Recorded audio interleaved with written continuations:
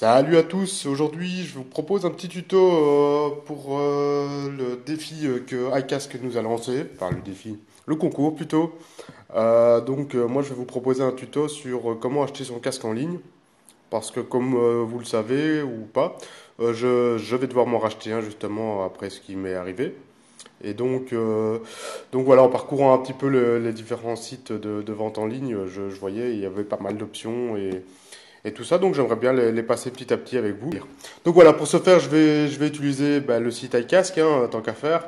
Alors, comme vous pouvez le voir, quand on va sur casque, il y a plusieurs catégories de casques. Bon, les casques jet, donc qui sont les casques plutôt utilisés en urbain pour ceux qui font de la ville des petits trajets, en général plutôt scooter ou quoi. Je suis pas un gros partisan de ces casques puisque niveau sécurité, il manque quand même de la protection, donc voilà, je suis pas un gros partisan de ce type de casque, mais bon voilà, je peux comprendre que pour les tout petits trajets, si là on soit bien là-dessus. Le casque intégral, qui est le casque classique, qui va sûrement procurer le plus gros niveau de sécurité, puisque intégral, comme son nom l'indique, hein, pas compliqué. Le modula, lui, il peut passer de l'intégral au jet lorsqu'on est en ville, donc c'est intéressant pour ceux qui font un peu des deux, qui font de l'autoroute et puis qui arrivent en ville, par exemple. Voilà, une fois qu'ils sont en ville, ils peuvent lever la mentonnière et donc être plus à l'aise. J'ai découvert le casque transformable, qui est un peu le principe du casque modulable, mais en moins pratique. Donc j'ai pas bien compris l'intérêt du truc, donc j'ai peut-être loupé quelque chose, je ne sais pas. Bon, le casque cross, pas besoin vraiment d'expliquer, hein. Casque cross, c'est typé pour les enduristes, hein, casque enfant et le casque équipé de Bluetooth. Mais ça, il y en a. Ça, c'est parce que pour le moment, iCasque propose de vous installer les Bluetooth donc dans les casques prévus à cet effet. Donc voilà, on va aller dans les casques. Et vous voyez, ici sur la gauche, vous avez toute une série d'options possibles. Et il y en a pas mal, hein. Donc voilà, on va passer en revue un peu tout ça dans les grandes lignes. Donc voilà. Alors le type, c'est ce qu'on a dit juste avant. Alors les univers, c'est vraiment c'est le style auquel correspond le casque. Donc si vous voulez un biker, ça va être plutôt typé custom et ce genre de style-là. Bon, le casque touring va être plutôt prévu pour les gros voyages et donc pour ceux qui font plutôt de la route et qui partent en vacances en moto ici et là. City, ça va être plutôt prévu pour ceux qui font de la ville. Dans le City, à mon avis, il y aura beaucoup de casque jet d'ailleurs. Ouais, effectivement. Donc City, ça va être beaucoup casque jet, donc c'est pour ceux qui restent en ville. Le casque racing, c'est plutôt pour ceux qui vont aller faire de la piste. Donc ça va être un peu typé. C'est plutôt les modèles, hein. Donc ici, on parle plutôt des modèles, donc plutôt typé piste avec ouais, allez, bien bariolés, tout ça, bien dessiné, plein de dessins dessus et tout ça. Hop, hop, hop, hop. Alors, si on prend le casque off-road, ça va être plutôt typé off-road, enduriste et tout ça. Et le street, voilà, street ou touring, il y a des casques qui sont vraiment dans l'un ou dans l'autre. Bon, là, il n'y a pas vraiment d'univers spécifique street ou touring. Ça va être des casques tout simples. Donc voilà. Bon, en ce qui concerne le genre, je n'ai pas grand-chose à vous expliquer, hein. Je pense que vous savez ce que ça veut dire. Si vous êtes un homme, une femme, un enfant ou simplement un adulte. Donc voilà, si vous prenez un casque homme, il va être vraiment typé homme. Maintenant, un casque homme pourra plus facilement aller à une femme qu'un casque femme à un homme. Un casque femme, il va être dessiné peut-être, je stéréotype un petit peu, mais il va être peut-être rose avec des petits dessins de fleurs ici et là. Donc voilà. Alors les marques, ça c'est si vous avez des marques de prédilection, allez sélectionner votre marque. Ou si vous avez vraiment des marques que vous ne voulez absolument pas, donc sélectionnez toutes les autres marques et désélectionnez la marque que vous ne voulez pas. Donc tout simplement. La couleur, ça, vous la choisissez selon vos goûts simplement, selon la moto que vous avez. Donc par exemple, vous roulez en KTM, vous préférez avoir un casque orange pour aller avec la moto. Selon peut-être votre combinaison, si vous avez une combinaison avec certaines couleurs, vous allez prendre une couleur qui va avec votre combinaison. Ou selon simplement si vous voulez un casque sur lequel vous allez être plus vu. Mais ça, donc, vous allez prendre des couleurs un peu plus flashy, comme l'orange, le jaune ou peut-être le rouge. Mais plus bas, il y aura l'option casque haute visibilité. Donc voilà, si vous voulez vraiment être vu, privilégiez la- l'option plus bas. Après, bon, je suis pas toujours certain que le fait d'avoir un casque haute visibilité fera en sorte que vous soyez mieux vu. Enfin, c'est un autre débat. Concernant les tailles, alors pour les tailles, il faut que vous regardiez quelle taille vous avez besoin, évidemment. Pour ce faire, iCasque vous propose dans la rubrique pop, pop, pop, que je me souvienne, c'est dans Aide. Donc si vous allez dans Aide, si vous allez dans les produits et ensuite dans comment choisir son... Il y a un guide détail, excusez-moi. Et là, il va un peu, donc il y a un petit peu à lire, il va un peu vous expliquer comment choisir votre taille. Bon, en gros, on va surtout s'intéresser à ce point ici. Vous devez prendre un mètre de couturière, par exemple, et vous faites le tour de votre crâne là, à l'endroit où il est le plus large. Donc, c'est-à-dire en général, c'est 2 cm au-dessus de vos oreilles. Et vous mesurez ça, et c'est à partir de là que vous regardez sur le tableau en dessous, et c'est à partir de là que vous allez à peu près savoir quelle taille de casque vous aurez besoin. Attention que c'est pas parce que un casque M d'une marque vous ira peut-être, un casque M d'une autre marque ne vous ira peut-être pas. Chaque crâne a une forme bien spécifique. Il y a des casques qui vont peut-être allez, vous serrer au niveau du front, ou, enfin vous allez peut-être être mal au niveau de la mâchoire. Enfin voilà, donc un casque, ça s'essaye, il n'y a rien à faire, ça s'essaye. Maintenant, l'avantage d'acheter sur Internet, c'est que ben voilà, vous le recevez. Si vous voulez, vous le portez une demi-heure chez vous et vous allez un peu plus remarquer les endroits qui vont vous gêner. Quand au magasin, vous allez le mettre, vous allez le porter 2 minutes, vous n'allez pas rester une demi-heure dans le magasin avec votre casque sur la tête. Donc voilà, ça c'est un avantage. Par contre, donc toujours bien faire attention quand vous recevez votre casque via Internet. Ne retirez pas toutes les publicités qui sont dessus et là. iCast par exemple va vous le reprendre si vous convient pas, si vous voulez changer la taille. Il va vous reprendre ça sans souci à partir du moment où vous ne déballez pas tout, vous ne déchirez pas toutes les pubs. Et voilà, il faut qu'il reste propre. Donc voilà, faites bien attention à ça. Mais normalement, il n'y aura pas de souci. Alors concernant le prix, ben, ça c'est selon ce que vous pouvez mettre ou ce que vous voulez mettre. Ne lésinez pas sur le prix du casque parce que payer moins cher, ça ne veut pas dire faire des économies. C'est pas parce que vous allez payer le casque moins cher que ben, vous risquez de devoir le changer beaucoup plus vite. Mon premier casque, par exemple, je l'avais pas acheté une fortune, mais assez rapidement, j'ai les mousses qui sont ramollies et tout, donc ma tête ne tenait plus très bien dedans. Donc voilà, il faut pas, il faut trouver un juste milieu. Alors, les disponibilités, ça c'est simplement, bah, s'il est en stock, vous l'aurez certainement plus rapidement. C'est tout, il n'y a que ça. Les caractéristiques. Alors, on a l'écran anti-buée. L'écran anti-buée, il faut faire attention que c'est simplement un traitement anti-buée qui est sur l'écran, donc qui va relativement vite partir. Maintenant, il existe des produits pour mettre sur l'écran pour retraiter, mais privilégier plutôt un pink lock qu'un écran anti-buée, à mon sens. L'option est plus bas d'ailleurs aussi. La visière par soleil, donc c'est les lunettes de soleil que vous pouvez facilement descendre devant vos yeux quand il y a du soleil, par exemple. Donc ça peut être très pratique, je trouve. Alors l'intérieur démontable, ça va être bien pour, par exemple, bah, si vous voulez le nettoyer facilement, ou si vous voulez glisser un intercom dedans ou un truc comme ça, bah, c'est l'intérieur démontable, vous allez plus facilement pouvoir passer vos fils et tout ce qui s'ensuit. Passage pour lunettes, bah, c'est pour les gens comme moi qui portent des lunettes. Donc c'est simplement que le casque est modelé pour que il y ait un espace pour passer vos branches. Donc parce que si vous n'avez pas ça, au bout d'un moment, les lunettes elles sont compressées sur votre crâne et sur longue route ça fait mal. Honnêtement, voilà, on perd beaucoup de confort si on ne l'a pas.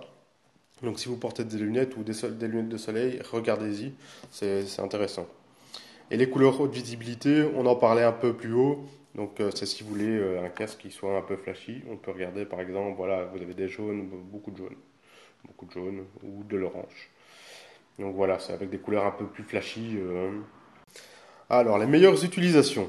L'urbaine, ça va être, principalement, ça va être des casques jet. Donc, c'est si vous faites beaucoup de villes, donc ça va être vous allez avoir une meilleure visibilité, genre avec un casque jet qui est assez ouvert. Donc voilà, ça va être plutôt ce genre de casque. Donc ne prenez pas un casque urbain si vous faites de longues routes, ça n'ira pas. Le grand tourisme, justement, c'est pour tout ce qui est longue route.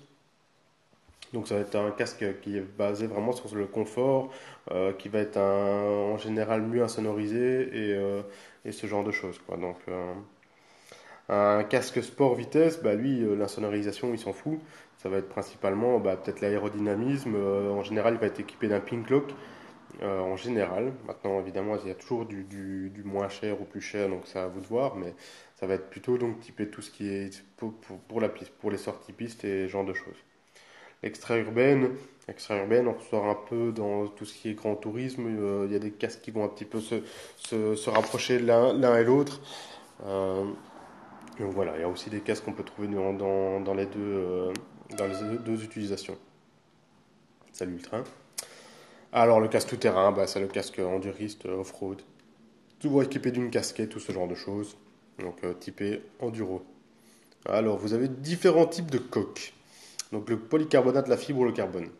Les polycarbonates, en général, elles sont souvent plus lourds que la fibre, mais en niveau sécurité, c'est tout aussi efficace. Que la fibre donc sera plus légère que le polycarbonate et toujours aussi bien en niveau sécurité, il y a pas de souci là-dessus.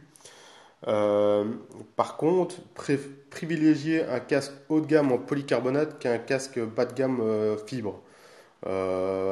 Si niveau confort, vous aurez quand même un meilleur rendu. Donc voilà. C'est vraiment deux types de matières un peu différentes, mais je vous dis, niveau sécurité, c'est pareil, ils sont soumis aux mêmes normes, donc il n'y a pas de souci là-dessus. Et le carbone, ça c'est le haut de gamme du casque, donc il va être très léger, mais en plus solide. Bon, en général, vous allez le payer aussi, hein, le carbone, mais voilà, ça c'est le haut de gamme niveau casque. Donc c'est très confortable, parce que quand on n'a pas de poids sur la nuque, c'est plutôt confortable. Type de peinture, ça c'est tout ce qui est plus simple, hein. Si vous voulez une peinture brillant, mat ou les cuirs ça va être plutôt pour les casques type custom, les casques jet donc qui vont être recouverts de cuir tout autour. Mais voilà, pour le reste brillant ou mat, ça c'est vous qui voyez. Le style de peinture, c'est tout aussi simple. Donc si vous voulez qu'il soit décoré, si vous voulez qu'il soit uni, si vous voulez qu'il soit coloré, donc si vous voulez un arc-en-ciel sur votre tête, des répliques, donc si vous voulez qu'il soit signé Marquez ou Rossi ou genre de truc, un drapeau. Dans le drapeau, je me demande même s'il n'y avait pas les drapeaux, ou non, c'était plutôt anglais, américain, italien, ouais, voilà. Hop.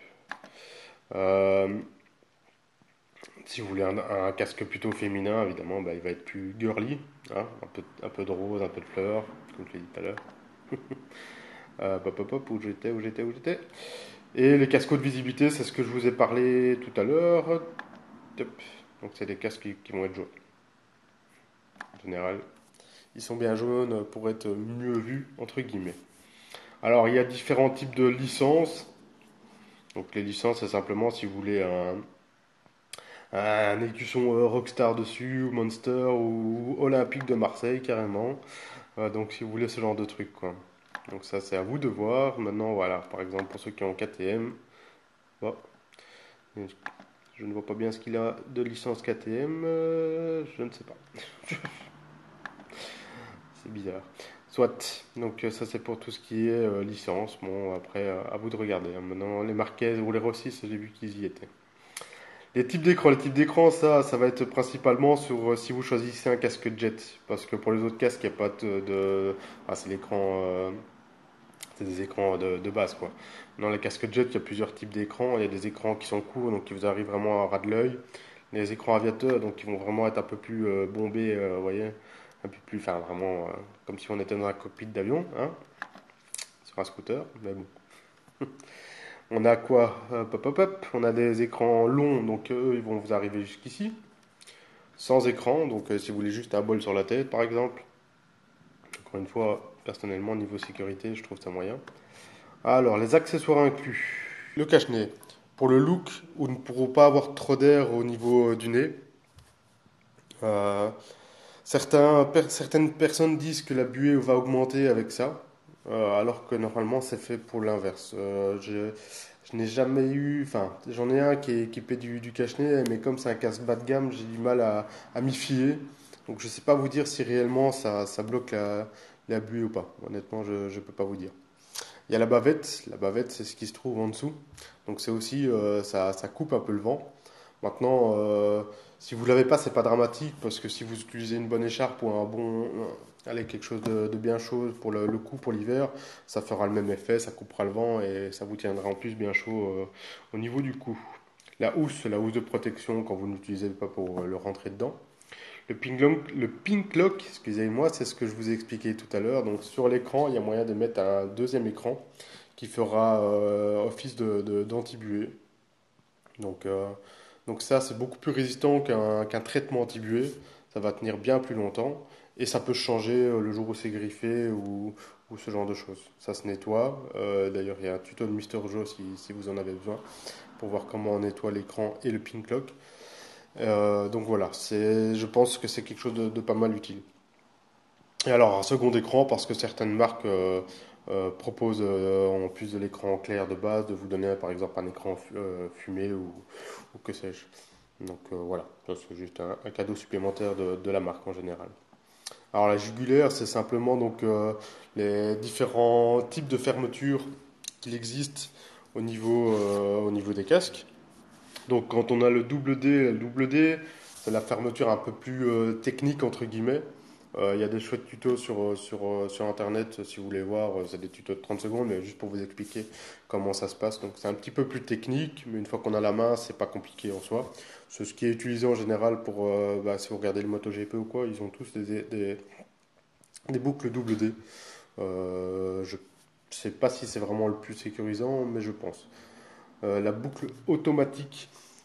C'est un peu le système de la ceinture de sécurité, sauf qu'il faut la pré-régler. La boucle micrométrique, ça c'est un système de languette crantée, donc clac, clac, clac, clac, clac. Je fais bien le.